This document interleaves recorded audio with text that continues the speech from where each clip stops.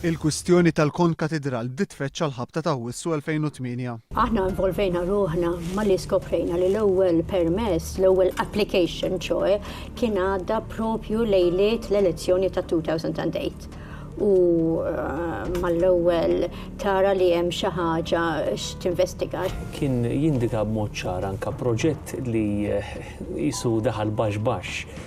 Għadda inkiss u ħadd ma kien jaf fuq u laqqas biss l-Arċisqof. L-Arċisqof żgur l-indikazzjonijiet li kelli, jiena ma kellimtux fuq bażi personali, imma l-indikazzjonijiet li kelli minn nies li ma viċin tiegħu, żgur li ma kienx favorih dak il-proġett. L-Arċisqof kien kontrija ħafna. Fil-fatt kemm il-Kummissjoni Patrimonju Kulturali Kattoliku u anke l-kapitlu tal-Monsinjuri tal-Konkatedral kienu kontra dan il-proġett. Tina ħaġa naħseb il-Knisja f'dawk li huma biex ngħidlek l-organi tagħha, pereżempju dik li hija tal-patrimonju tal-Knisja, kienu diġà tkellmu il-kapitlu tal-Katedral kienu diġà tkellmu. Ma kienx jaqbel ma dan il-proġett kien hemm id-Direttorat tal-Ambjent tal-MEPA li qal li titħaffer ħofra taħt l-art quddiem il-Konkatedral kienet l-ar deċiżjoni illi seta' tittieħed. Kellek l-iktar naħseb jiena wieħed mill-iktar proġetti li rċieva oġġezzjonijiet fil-MEPA għalih u kienu ser ikun hemm mhux biss public outcry imma l-opinjoni pubblika in ġenerali kienet tidher li huwa kontra dan il-proġett. Kontra dan il-proġett kien hemm ukoll id-deputat nazzjonalista Jeffrey Pulicino Orlando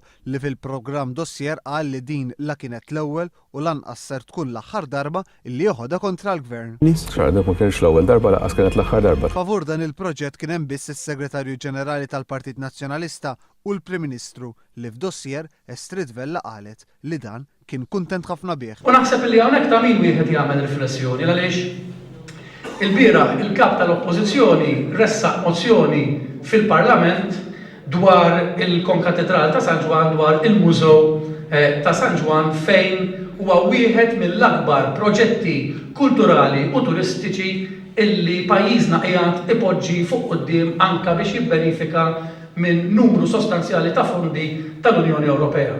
Kontu tkellimtu mal-Prim Ministru? Li kien direttament responsabbli mill-MEPA dak iż-żmien? Ma kellniex laqa fuqha. Le. Il-Prim Ministru kien urina li kien favur ħafna l-proġett imma ma kellniex laqa uffiċjali. Kien jaf il-proġett il-Prim Ministru? Iva, kien kuntent ħafna biha. Estrid Vella kritikat li l-Gvern li f'dan il-proġett bħal oħrajn li fihom huwa involut naqas milli jagħmel xi forma ta' konsultazzjoni.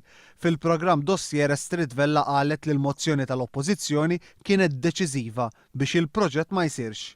Il-mozzjoni kien deċiżiv, iva.